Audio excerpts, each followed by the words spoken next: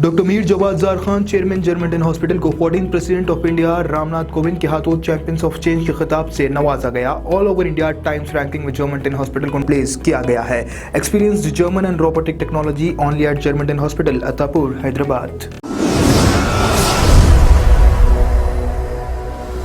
सच news के खबरनामे में आप सबका इस्तकबाल है। आइए अब बात करते हैं इंटरनेशनल खबरों की, जहां पर सबसे बड़ी ब्रेकिंग न्यूज़ आ रही है कि यमन ने इजराइल के ऊपर हमला कर दिया है। वो फिलिस्तीन के साथ खड़ा है और उनके आर्मी फोर्सेस अब इस बात को डट के कह रहे हैं। बताया जा रहा है कि बहुत वक्त से बहुत से मुल्क इजराइल को ये कह रहे हैं कि रोक दो, जंग मत करो, लेकिन कोई भी आगे आके कदम नहीं उठा रहा था। ऐसे में यमन का यह कदम उठाना लोगों को और तमाम मुल्कों को बहुत हिम्मत दे रहा है। आपके साथ ये वीडियो शेयर हो रही है जहां पर यमन आर्म फोर्सेस बता रही है कि उसने बैलिस्टिक और मिसाइल्स लॉन्च कर दिए हैं इजराइल पर।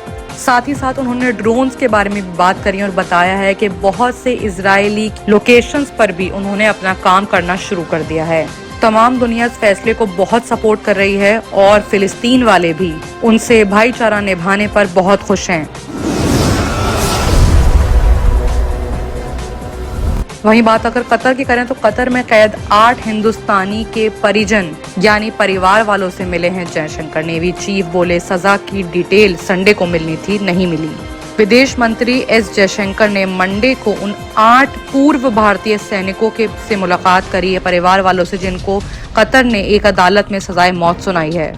एस जयशंकर ने परिवार वालों को बताया कि सरकार इस मामले में अपनी पूरी कोशिश कर रही है। सरकार पूर्व नौसैनिकों की रिहाई के लिए भी सभी तरह की कोशिशें कर रही है। 27 अक्टूबर को सजा सुनाए जाने के बाद भारत सरकार ने इस पर हैरानी जाहिर की थी। वहीं उन्हें छुड़ाने के लिए कानूनी रास्ते खोजे जा रहे हैं। विदेश मंत्रालय ने बयान जारी कहा है कि हम जजमेंट की डिटेलिंग का इंतजार कर रहे हैं। कतर ने सरकार के 8 हिंदुस्तानियों पर आरोप लगाए हैं। वहीं Indian navy chief admiral Hari Kumar ने भी कतर में कैद पुराने हिंदुस्तानी नौसैनिकों को लेकर जानकारी दी है। गोवा में एक इवेंट के दौरान उन्होंने कहा कि सरकार सभी नौसैनिकों को छुड़ाने के लिए पूरी कोशिश कर रही है। उन्होंने कहा कि कोर्ट ने नौसैनिकों को जो सजा सुनाई है उसकी पूरी जानकारी संडे को हमें सौंपी जानी थी, हालांकि अब तक ऐसा कुछ नहीं हुआ। वहीं बात अगर अब पेरिस की करें तो पेरिस पुलिस ने हिजाब पहनने वाली एक औरत को गोली मारी है। मेट्रो स्टेशन पर मजहबी नारे लगा रही थी, खुद को उड़ा देने की धमकी भी दे रही थी।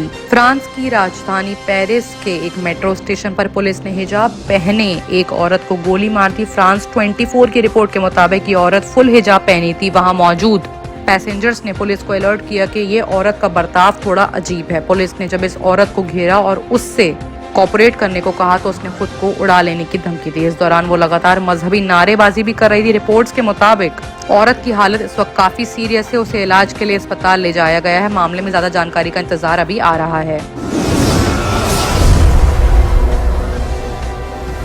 वहीं बात अगर पाकिस्तान की करें तो पाकिस्तान ने अफगान नागरिकों के निकलने की डेडलाइन खत्म कर दी है। 17 लाख में से 63,000 अफगानी ही अपने देश पहुंचे हैं। तनाव बढ़ता ही जा रहा है। पाकिस्तान में रहने वाले अफगान नागरिकों के पाकिस्तान छोड़ने की डेडलाइन 31 अक्टूबर को खत्म हो गई।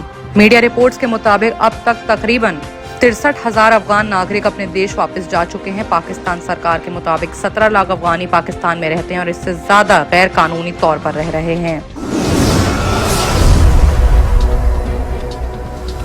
एक और बड़ी खबर इजराइल से आ रही है। इजराइल ने हमास के 11,000 ठिकाने तबाह कर दिए हैं। गाजा के सबसे बड़े रेफ्यूजी कैंप पर हमला हुआ है। इसमें 50 हमास लड़ाकों को मारने का भी दावा कर रहा है। इजराइल हमास की जंग का आज 26वां दिन है। इस बीच इजरायली सेना ने कहा है कि सैनिकों को अब तक हमास के 11,000 ठिकाने तबाह कर देने में कामयाबी मिली है। जंग के बाद फंसे विदेशी नागरिक पहली बार राफा बॉर्डर पर आकर गाजा छोड़कर जा रहे हैं। वेडनेसडे यानी बुधवार को करीब 400 लोगों को गाजा छोड़ने की उम्मीद है। वहीं रात इजराइल ने उत्तरी गाजा में सबसे बड़ी जबालिया रेफ्यूजी कैंप को निशाना बनाया है। इजरायली सेना ने दावा करा है कि उसने इस हमले में हमास के सीनियर कमांडर इब्राहिम बियारी सहित 50 लड़कों को मार गिराया है। हमास के कंट्रोल वाली गाजा की हेल्थ मिनिस्ट्री ने कहा है कि इजराइल हमलों में दर्जनों की मौत हो गई है, वहीं सैकड़ों लोग घायल हुए हैं। इजरायली सेना बता रही है कि इस दौरान उनके भी 11 सैनिक ने अपनी जान गंवाई है। दूसरी तरफ मिस्र ने कहा है कि वो घायल फिलिस्तीनियों को भी राफा बॉर्डर को पार करने की इजाजत देगा, जिससे उनको भी सही इलाज मिल सके। गाजा के जबालियों क्षेत्र में मौजूद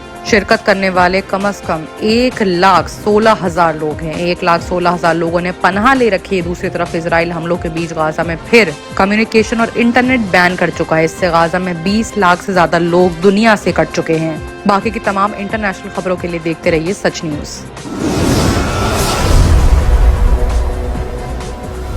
Germanton super speciality hospital, doctor Mir Jawad jar Khan, senior experienced orthopaedic surgeon, bone fracture, joint replacement, hip replacement और स्पाइन सर्जरी कामयाबी से अंजाम दे रहे हैं। इसके अलावा neuro surgery, cardiology, gynaecology, dental, general medicine, dialysis और फिजियोथेरेपी जैसे शोबाजात में इंतहाई कामयाबी के साथ वाजबी फीस में इलाज किया जा रहा है। शेयरिंग और प्राइवेट रूम्स, अस्पताल में 24 घंटे MRI, CT scan, 2D digital x ray, ultrasound, operation theatre, ICU और लैब की सहूलत दस्तयाब है। आपकी उम्मीदों के ऐन मुताबिक जर्मनटन super speciality hospital, pillar number 150, Attapur, Hyderabad.